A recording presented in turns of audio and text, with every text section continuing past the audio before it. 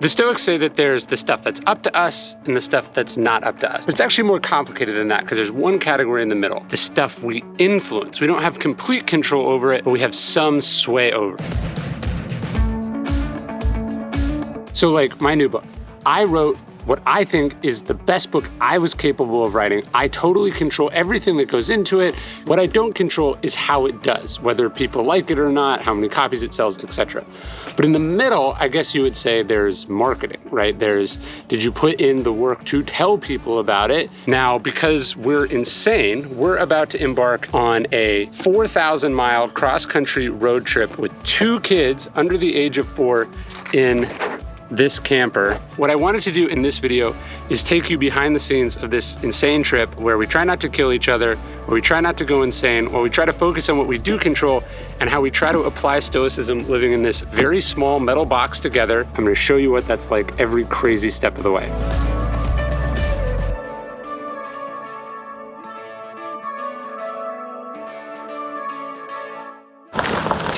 I think she's leaving without me, which is not good. We've been driving for less than 15 minutes and somebody already had to stop to go to the bathroom, so it's off to a really good start.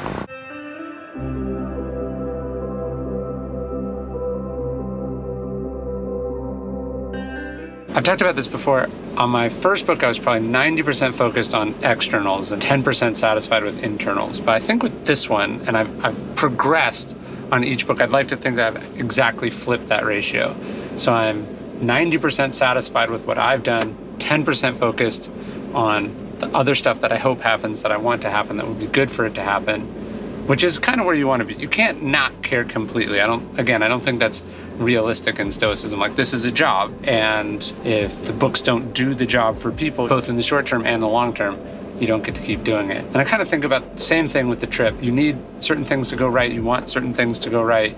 You don't want to hit every red light. You don't want to get a flat tire, etc. But I do think that as I've done more traveling, as I've gotten older, as I've worked on my own issues, I do try to think that I'm closer to a place where I'm 10% stressed, 90% let go with the flow, what happens will happen.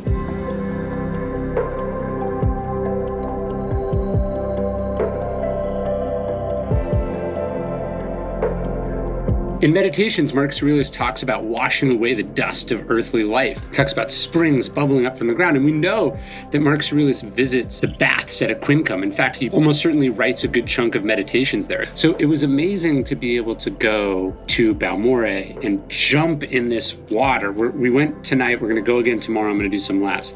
But there's something special about water, something that's conducive to stillness in my eyes. But it washes away the dust of earthly life, as Marcus said. And to jump in with the kids was amazing. It's something I've wanted to do for like 5 or 6 years. When I travel, I try to go do cool stuff like that. The other thing I love about traveling like this, it's not the most glamorous, and that's kind of the point. It costs $25 for 4 people to stay here. We had leftovers that we cooked the night before, and then we ate whipped cream and berries, and we're just hanging out as a family. And there's always a reminder to me on stuff like this that like how little is needed for the simple life, something that Marcus Aurelius talks about. You know, you think you need fancy resorts, you think you need first class travel or whatever. You think that's what you need, but actually you just need to be together. And of course it doesn't hurt to have something beautiful and amazing like this, which of course we do. And we have the entire place to ourselves. There's no one here. It's amazing.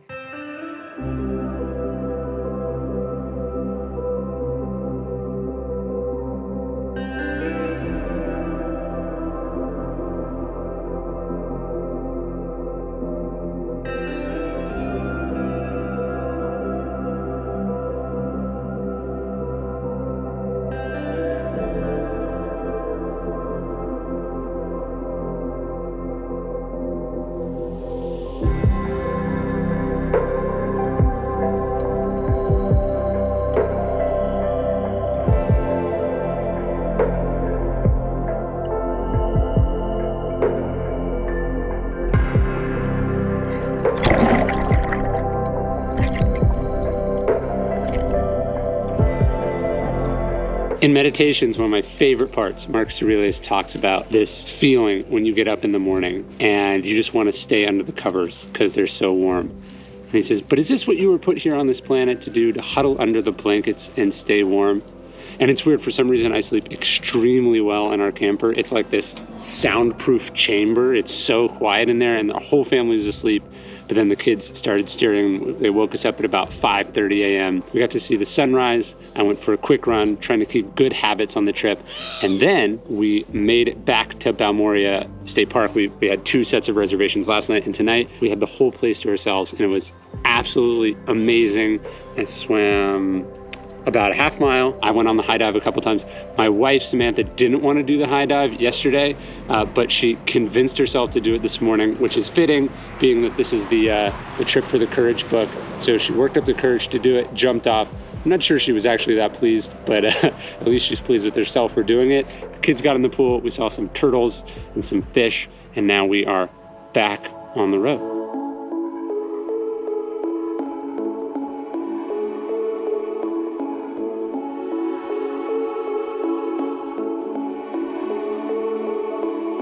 So it was about 500 miles or so of driving today. We thought we were going to stop briefly in Tombstone and then make our way on to Tucson. We judged the mood of the children in the car, decided not to push it, not to make it harder than it needed to be. There's actually a really important Stoic concept that touches on Tombstone that I actually wrote about in an email to the Daily Stoic list. If you're not signed up for, you definitely should. But basically, in October 1881, violence spills out in the streets of Tombstone, Arizona.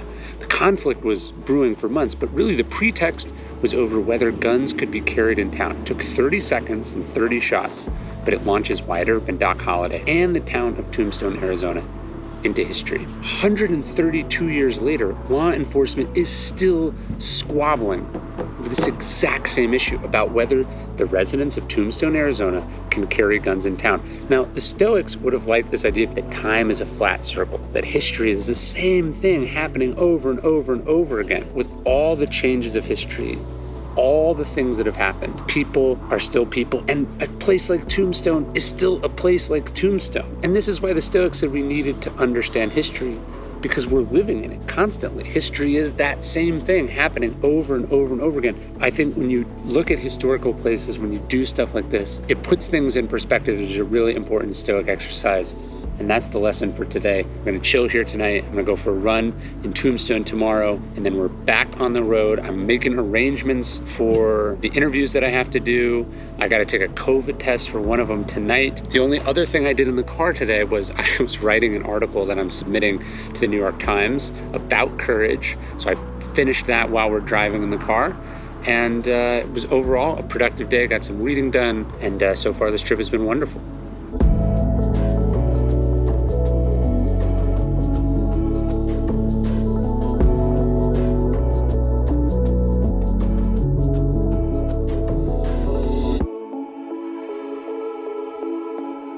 This is the Ed Shefflin Monument, which is put up to the guy who discovered silver in Tombstone, basically put this town on the map. Why it matters to me is, I guess this would have been 2010, so 11 years ago, before I'd left my job to be a writer, my wife and I took a road trip from LA to about as far east as we could go before turning around. And one of the places we went to was this monument. I took a run down the same trail that I just did today. I just chilled here for a minute, sort of thinking about what I was gonna do next with my life.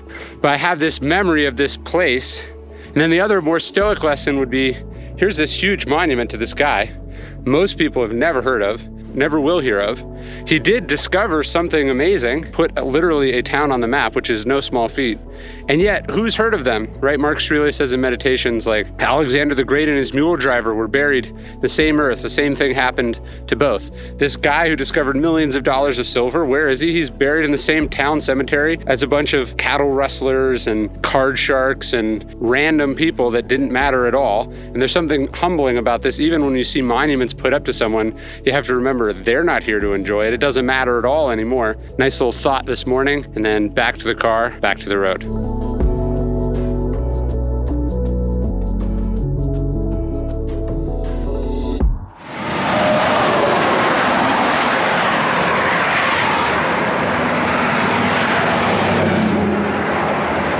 this is fun.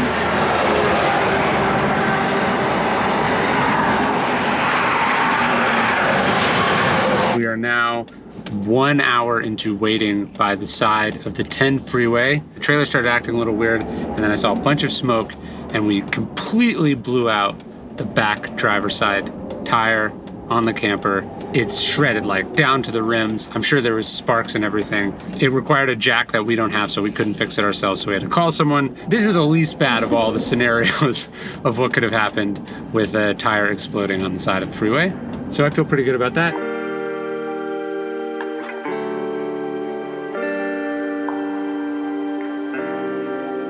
We had to find a tire shop to replace both tires on the camper, and we couldn't wait inside because the waiting room is closed and it's COVID. And we are having to spend about 2 hours chilling in a cemetery, the closest thing to a park or a public space in the outskirts of Tucson, Arizona. We are enjoying a bench put here by the Ladenburg family. Thank you. Honestly, I think our kids actually thought this was part of the trip, which is another nice reminder. They're really excited that a backhoe just went by.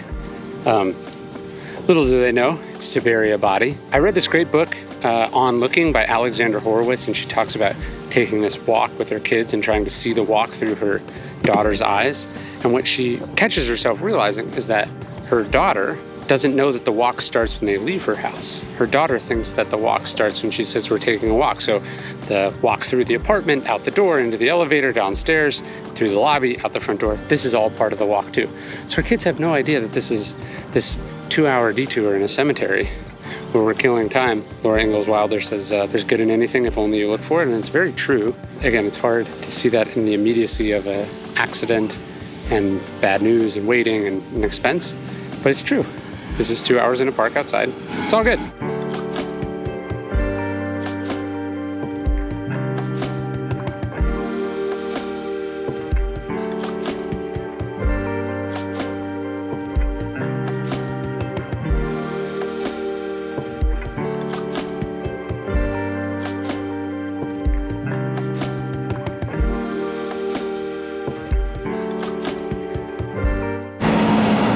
You know we're in California because gas is like $5 a gallon, but we made it. We're 4 or 5 hours behind schedule.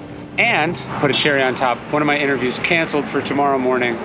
So this has been a trip of surprises so far, but you try to keep an even keel. You make do with what you can. This might be the end of this video. I might split this whole trip up into 1 or 2 or 3 videos because it keeps getting crazier and crazier. That's it. We made it. In one piece, just barely. This is my new book, Courage is Calling, Fortune Favors the Brave. I spent the last 2 years on it. It's the first book in a 4-book series I'm doing on the cardinal virtues. All of these books go into writing something like this. I think you should buy it because I think it's my best book. But if you want signed copies, or if you want a signed actual page from the manuscript that I did while I was writing it, you can get that super limited edition. Obviously, we're not making more of them. You can't buy them anywhere. You can get that if you pre-order the book now before it comes out at the end of September by going to dailystoic.com/preorder.